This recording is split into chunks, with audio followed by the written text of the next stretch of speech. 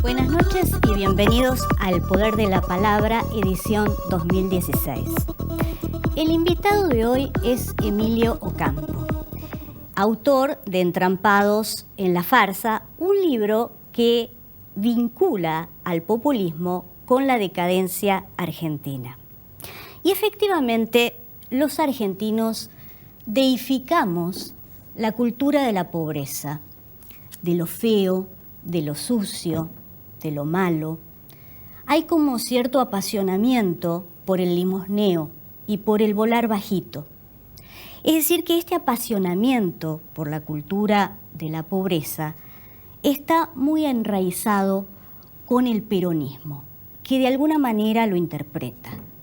Ahora, yo tengo una teoría muy personal, muy mía, y es que los argentinos padecemos de un trauma que se inicia con el matrimonio Perón-Eva Duarte. Fíjense que los argentinos no buscamos un presidente, una figura presidencial, buscamos un matrimonio presidencial. Y de hecho, en la historia hemos visto a Perón e Isabel, a Néstor y a Cristina, y más recientemente las intentonas de Scioli con Carina 1 o 2, no importa, Otavis Zipolitakis, Sirio Insaurralde, y podríamos seguir. Pero quien más interpretó la rediviva de Vita Eterna fue, sin lugar a dudas, Cristina Fernández de Kirchner, que gestió de salvadora de la patria y que incluso utilizaba inflexiones de voz tratando de imitar a Eva Duarte. Ahora el tema es, ¿por qué los argentinos buscamos esta especie de matrimonio que concibe al poder como un poder ganancial, donde buscamos padres castradores que interpretan al poder de una manera absoluta, hegemónica, y finalmente los resultados son estos: corrupción, hambre y ciclos que se reiteran constantemente en la historia? Emilio Ocampo dice que aquello de tesis, antítesis, síntesis y la conclusión y resolución de un problema en la síntesis no se aplica en la Argentina, porque reiteramos permanentemente el mismo ciclo. Creo que cuando uno sabe de dónde viene, puede saber hacia dónde va. Por eso, después de los avales de este programa que permiten que estemos comunicándonos una vez por semana, vamos a ahondar en el tema con Emilio y vamos a tratar de dilucidar por qué los argentinos reiteramos esto toda la vida. Voy a presentar a Emilio Ocampo. Es un lujo tenerlo. Él es economista, pero además es historiador, y es un hombre que ocupó posiciones importantes en la banca internacional, ha estado en Nueva York, en Londres, la verdad que trabajando mucho y estudiando. Es un académico y además es miembro de Fundación Libertad y Progreso, una fundación que se nutre de gente muy pensante y que es necesaria en estos tiempos consultar. El libro, el último libro de Emilio, es, lo muestro a cámara, Entrampados en la farsa.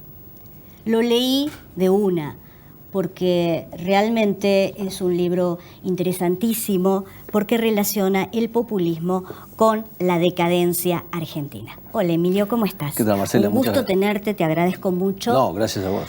Y bueno, yo hice un introito con una teoría muy pequeña, pero en tu libro realmente vos mostrás todas las aristas que tiene el populismo y cómo lo interpretás desde distintos ángulos. Yo quisiera saber por qué el populismo, que en Europa es una desgracia ya superada, en la Argentina ha hecho estragos. Esa es la pregunta que justamente intenté contestarme en el libro. Y probablemente si hay 40 millones de argentinos pensantes, debe haber 40 millones de teorías respecto a cuál es el problema de la Argentina. Yo lo que quise es sistematizar y de alguna manera encontrar una explicación más basada con algún sustento científico. Y el primer paso para eso, y la preocupación mía, si querés, yo viví casi 20 años de mi vida afuera y volví a la Argentina prácticamente hace 10 años. Y cuando volví a la Argentina yo pensé, en el 2005, recién empezaba un ciclo muy positivo en los mercados internacionales, con el aumento de los precios de los productos agrícolas. El viento de cola. Un famoso viento de cola empezaba a soplar con fuerza y cuando me vine pensé que iba a ser una gran oportunidad para la Argentina, porque estaba convencido entonces que la Argentina iba a experimentar una situación muy favorable y que eso iba a ayudar a que finalmente el país saliera del laberinto en el cual se había encerrado durante años. Me equivoqué, porque en vez de ocurrir lo que yo pensaba, que era que íbamos como sociedad a saber aprovechar todas estas circunstancias favorables, terminamos al revés. Digamos, hoy, en términos relativos, en relación al resto del mundo, estamos peor que en el año 98, ¿okay? Por más que le cueste a los fabulistas ultra kirchneristas. Entonces, la pregunta es, ¿cómo puede ser que nosotros, entrando en el siglo XXI, cometiéramos los mismos errores que ya se habían cometido tiempo atrás? ¿Cómo puede ser que el experimento que se inicia en 2003 termina de la misma manera que terminaron los otros experimentos populistas? Es decir, hay algo que se viene repitiendo a lo largo de la historia argentina en los últimos 70 años, y cuando alguien repite algo que va mal y lo sigue haciendo, es porque hay algún problema de aprendizaje. Es decir, generalmente uno aprende de sus errores. Dicen que el Homo sapiens es el único ser en el mundo animal que tropieza con la misma piedra 2 veces. Yo digo que hay un Homo sapiens argentus, vamos a llamarle, que tropieza con la misma piedra más de 2 veces, que permanentemente tropieza con esa piedra, y esa piedra es el populismo. Entonces lo que traté de entender es por qué ocurre esto, y el tema del populismo es un tema que básicamente ha llamado la atención de científicos sociales de muchas disciplinas, los sociólogos, los economistas, los historiadores. Cada uno tiene su teoría, cada uno trata de definir el populismo de alguna manera, y yo lo que traté de hacer es, empezando por la economía, que es la disciplina en la cual yo me formé, y después con la historia, y también nutriéndome de otras disciplinas, tratar de buscar una explicación integral a este fenómeno, que tiene que ver mucho con esto que te decía antes, el tema del aprendizaje. Hay sociedades que aprenden y avanzan, y hay sociedades que no aprenden y se atascan. Entonces, evidentemente, cuando hay un problema de aprendizaje, si uno tiene un hijo en el colegio y no aprende, y no está aprendiendo matemática o lo que sea, uno va y trata de ver cuál es el bloqueo, es decir, dónde está el bloqueo que le impide incorporar el aprendizaje. Entonces, el libro es una indagación sobre las causas de este problema. Es de investigación y análisis, digamos. Exactamente. Es una búsqueda a una pregunta muy importante. ¿Por qué este país, que en el año 1945 era uno de los 10 países más ricos del mundo, porque Europa estaba devastada por la guerra, era una de las 8 economías más importantes del mundo occidental, era la primera economía de América Latina por lejos, por encima de Brasil y México, ¿por qué 70 años después estamos prácticamente en el ranking mundial de PIB per cápita, estamos en la posición 60, pasamos de la posición 10 a la 60? Correcto, sí. No hay país en el mundo, la experiencia argentina es única, es una cosa que hay que resaltar. Hay muchos países que han perdido posiciones relativas a lo largo de los años, pero ninguno cayó de una posición tan alta. Es decir, la Argentina desde el año 1890 hasta el año 1945, en promedio, era uno de los 10 países más ricos del mundo. Estamos hablando de más de 70 años. Y luego tenemos 70 años de donde pasamos de la posición 10 pasamos a la posición 60 que estamos ahora. Y en realidad no sabemos si estamos en la posición 60 o la 65 porque las estadísticas oficiales fueron totalmente tergiversadas en los últimos años. Entonces, no solo el tema de los índices de precios, sino también las cuentas nacionales. Entonces, pero la cuestión es que estamos muy abajo. Y no hay otro país que ha experimentado eso. El único país que se acerca a la Argentina en términos de una decadencia abrupta es Venezuela. Y también eso nos tiene que dar a pensar, porque Venezuela y la Argentina son los dos países de América Latina que llegaron a ser más ricos en el mundo. Son los únicos dos países de América Latina que llegaron a estar en algún momento de su historia entre los 10 países más ricos del mundo, y ambos perdieron esa posición y cayeron a posiciones muy bajas. Como digo, Argentina está en la posición 60, Venezuela debe estar en la posición 90. Y de los países, claro, más ricos. Desde el punto de vista de tu análisis en lo económico, vos decís que cuando tenemos ciclos de bonanza, donde hay suba en el precio de commodities, aparece un auge y luego inmediatamente el derroche. Exactamente. Los economistas hace mucho tiempo que tienen esta noción de algo que llaman la maldición de los recursos naturales. Y la idea es que los países que tienen muchos recursos naturales terminan empobreciéndose, terminan, en vez de ser más ricos... Los ejemplos que dábamos recién. Uno pensaría, pasado mucho con países que tenían riquezas, por ejemplo, minerales. Sí. Este tema de la maldición se aplica mucho a países de África, por ejemplo, que tenían diamantes, oro. Y esos países terminan siendo gobernados por déspotas corruptos que básicamente se apropian del dinero. Y los economistas denominaron esto la maldición de los recursos naturales. Pero no es verdad que cualquier país que tiene recursos naturales termine empobreciéndose, porque Canadá, Australia, Estados Unidos son países que tienen enormes riquezas naturales y sin embargo no se han empobrecido. O sea, que el problema no son los recursos naturales, el problema son los sistemas de gobierno que tienen esos países.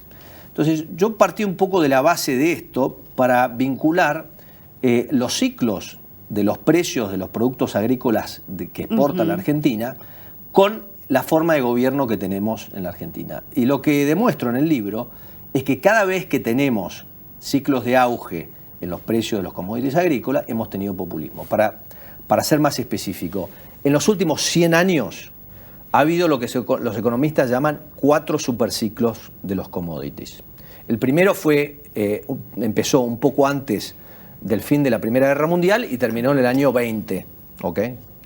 Estoy hablando de la parte alcista. Los ciclos tienen una parte alcista y una parte bajista. Pero la parte alcista, digamos, tuvo su pico en el año 20. Después tuvimos otro ciclo que empieza en el año 45 y tiene su pico en el año 50. Tenemos otro ciclo que tiene su pico en el año 73-74. Y tuvimos otro ciclo que tuvo el pico en el año 2012. Entonces, de los 4 de estos picos, en los 3 últimos tuvimos populismo. Y en esos 3 últimos el populismo terminó igual. Empezó con una alegre de redistribución de ingresos a costa del único sector productivo de la economía, y cuando los precios dejaron de subir y empezaron a bajar, entró todo en crisis. Pasó en el año 51, pasó en el año 75, pasó en el año... Pero una redistribución, Emilio, que hay que decir que es mentirosa, es engañosa, porque finalmente estamos más empobrecidos. No es engañosa para que... Sí, por eso yo llamo que lo nuestro es... los griegos tenían el famoso mito de Sísifo. Sí. Sísifo era un personaje que los dioses habían condenado a empujar una roca por la cima de una montaña, y cuando llegaba a la cima se le caía por el otro lado y tenía que volver y empujarla. Yo digo que lo nuestro, no solo, como vos decís, engañosa, es peor que engañosa, es perversa, porque cada vez los precios de los commodities son más bajos y cada vez el país está más pobre, con lo cual el populismo cada vez nos hace más pobre y hay menos para redistribuir, o sea que la redistribución ya es perversa, ¿ok? Lo nuestro es un mito de Sísifo potenciado, porque es como que si tuviéramos que subir la roca por montañas que son cada vez más altas, ¿ok? Y eso es lo que ha pasado en los últimos 70 años de la Argentina. La Argentina, de ser un país rico, hoy es un país pobre. Un país con una pobre infraestructura. Vos pensás que en el año 45 vos llegabas a la Argentina y te encontrabas con un Estado fuerte, con instituciones fuertes, con una infraestructura de puertos, de ferrocarriles, de logística, pero que era mucho más avanzada que cualquier país de América Latina. Y hoy tenemos un país en un estado desastroso. Más avanzada que ahora. 2016. Más avanzado que ahora. Más avanzado que ahora. De hecho, la otra vez me llamó la atención que alguien decía que el tren de Buenos Aires a Rosario iba más rápido hace 60 años que ahora. Totalmente. Entonces, eso fue el principal objetivo del libro, encontrar por qué. Porque el populismo en la Argentina tiene características muy específicas. Por ejemplo, comparemos a Venezuela, que es el otro país donde el populismo hizo estragos, ¿no? Como decía, los dos países que pudieron ser más ricos de la región terminaron siendo los más pobres. Venezuela podría haber sido petrolero, Dios mío. Bueno, Venezuela podría haber sido una superpotencia. Y fijémonos el populismo en Venezuela y el populismo en la Argentina. El populismo en Venezuela es a partir de una compañía estatal que es PDVSA, que es la que explota la riqueza petrolera y se redistribuyen las ganancias de esta empresa de manera que el populista de turno decida. En la Argentina no teníamos el recurso petrolero para redistribuir, pero sí había un sector de la economía que era muy eficiente y que generaba riqueza en gran escala. Ese sector era el sector agropecuario. Pero la diferencia es que en Venezuela se trata de una empresa estatal, mientras que en la Argentina se trata de un sector productivo de la economía. Se trata de miles de productores agropecuarios y de gente que trabaja en el sector agropecuario. Entonces es muy diferente utilizar la renta excedente de una empresa estatal petrolera y redistribuirla, que ir y extraer, confiscar, no expropiar, confiscar, porque la expropiación significa que te pagan por lo que te sacan. Acá estás hablando de la confiscación absoluta, lisa y llana de la renta del sector agropecuario para redistribuirla. Pero fue a lo largo de la historia esto. Se eligió este sector, digamos el sector agropecuario nacional, para ir por él, para confiscarlo y para Pero esto es a partir del año, expoliaciones. Esto es a partir del año 46, concretamente. Sí.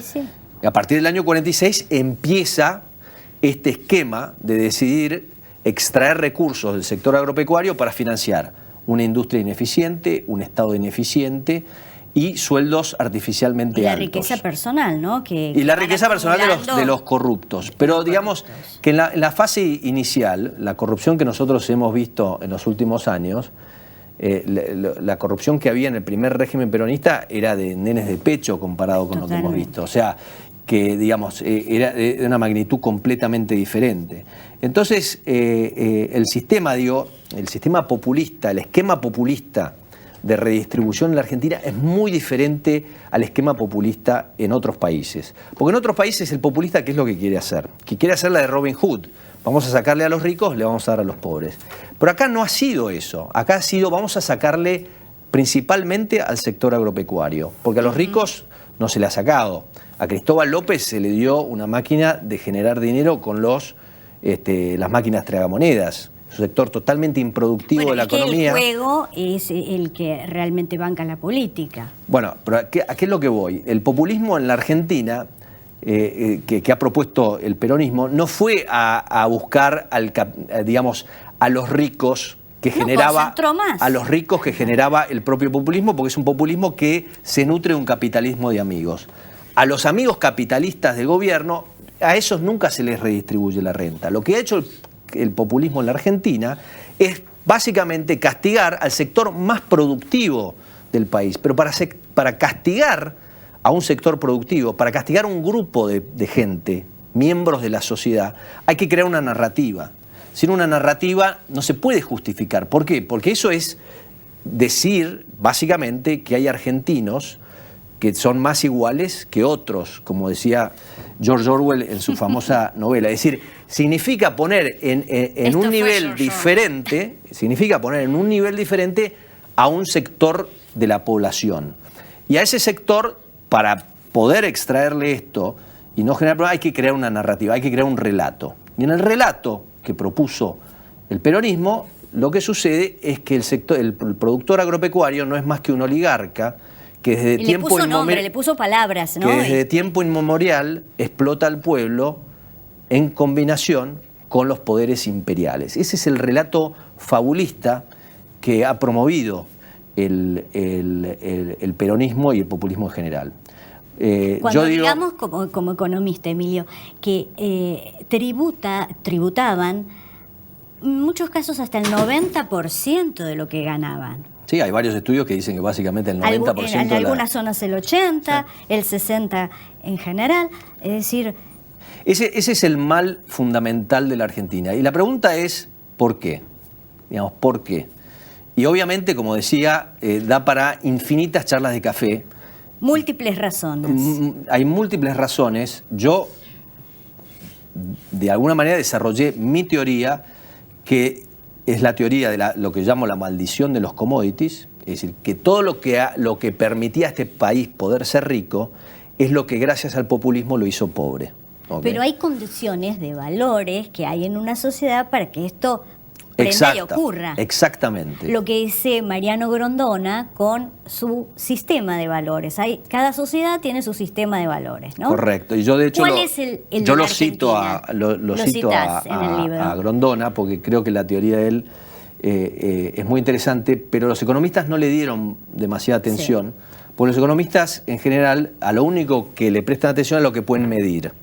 Porque la economía se ha cuantificado, entonces para investigar cualquier hipótesis es necesario cuantificarla. Y la cultura es muy difícil de cuantificar. Entonces esta teoría de los valores no tuvo demasiada recepción entre los economistas. Esto está cambiando ahora porque a raíz de algunas encuestas que se realicen a lo largo del mundo de manera periódica con las mismas preguntas, uno puede de alguna manera medir la cultura, ¿no? Por ejemplo, la confianza, distintos valores culturales. Entonces, como bien decís, acá hay un problema cultural. Y creo que el problema cultural hoy es fácilmente medible, porque podemos ir a las encuestas y ver cuáles son los valores que son más prevalentes en la sociedad argentina, cuáles son los valores a los cuales los argentinos se sienten más apegados. Y la manera de verlo es cómo educan a sus hijos y qué es lo que creen que le deben educar, cómo deben educar a sus hijos. A mí me llamó la atención durante mi investigación, una de las cosas que quise entender es, perfecto, si la cultura es culpable de la decadencia, ¿qué es lo que pasó? Porque en algún momento la Argentina no era decadente, entonces tiene que haber cambiado la cultura. Porque si la Argentina tuvo 70 años de crecimiento extraordinario, seguidos de 70 años de decadencia extraordinaria, algo tiene que haber cambiado. Porque si la cultura es la culpable, ¿por qué no fue culpable antes? Entonces tiene que haber habido algún factor, algún catalista que hizo que esta manera de interpretar el mundo de los argentinos terminara siendo nociva. Y ahí lo que investigué es cómo el argentino era percibido por quienes venían de otros países, qué es lo que encontraban en la cultura argentina, en la manera de ser argentina. Y es notable, porque uno de los primeros que tiene algo que decir sobre los argentinos es Darwin, famoso padre de la teoría de la evolución, y no tiene una visión muy favorable a los argentinos. Dice que los argentinos básicamente no son muy apegados al trabajo.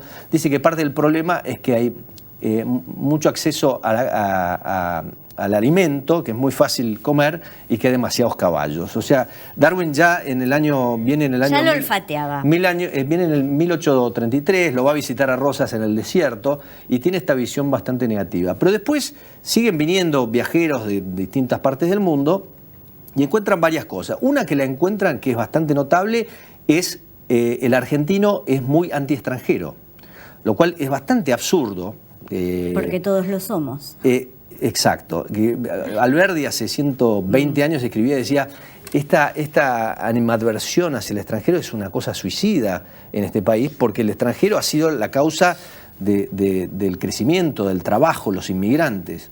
Y después vino otro extranjero y vino poco antes de la crisis de 1890, que fue una de las crisis, te diría que fue un momento crucial en la evolución de la economía argentina en el siglo XIX. Y lo que notó este personaje, dijo, el problema del argentino, dice, es que desde chiquito, desde su más tierna infancia, se le enseña que no tiene que trabajar, porque la providencia va a proveer. El argentino la suerte. es o se cree heredero de una gran fortuna, y por lo tanto no tiene que trabajar. Y el problema es que a esta idea de que es heredero de una gran fortuna y de que este es un país extraordinario y que vive en un país destinado a la grandeza, se le martilla en la cabeza desde su más tierna infancia. Y entonces nunca cree que tiene que trabajar y está más dispuesto a hacer cosas que están reñidas con la moral y apropiarse de las cosas ajenas. Entonces este es un diagnóstico que lo hace un extranjero que vive en la Argentina, como te digo, en la década de 1880 hasta 1890. Sin embargo, el país crece, sigue creciendo. 1890 es una crisis, como te digo, transformadora. Y ahí es el momento que la Argentina realmente despega. De 1890 a 1930, con la breve interrupción de la Primera Guerra Mundial, Argentina crece más que ningún otro país en el planeta. Y de alguna manera lo que yo digo, mi interpretación, es que esta cultura nociva antitrabajo es de alguna manera subyugada por una clase dirigente y un gobierno que ve claramente hacia dónde tiene que ir el país y lo encamina en esa dirección. Todo esto cambia a partir de los años 30. A partir de los años 30 la Argentina deja de crecer como venía creciendo. La tendencia que venía la Argentina baja. Todos estos inmigrantes que habían llegado a la Argentina para hacerse la América, de repente ven cuestionado este futuro promisorio de este país que iba a crecer para siempre. Muchos italianos, por ejemplo, parte de la familia se había ido a Nueva York, la otra parte se había venido a Buenos Aires, y de repente la suerte de cada familia o cada rama familiar era muy distinta. Muy distinta. Y entonces empieza a generar cierta frustración, cierto resentimiento, porque cuando a vos te dijeron toda la vida que ibas a ser un país grandioso y de repente eso no ocurre, empezás a buscar quiénes son los culpables. Entonces, repetimos permanentemente ese ciclo y sos optimista respecto de lo que viene, ¿no? Algunas cosas creo que hay que ser optimista. Hay que ser optimista. Sí. Bueno, y hay que leer este libro, porque aquí vamos a tener todas las explicaciones. Te felicito. Muchas gracias. Un libro académico, tiene mucha información, muchas fuentes incluso actuales.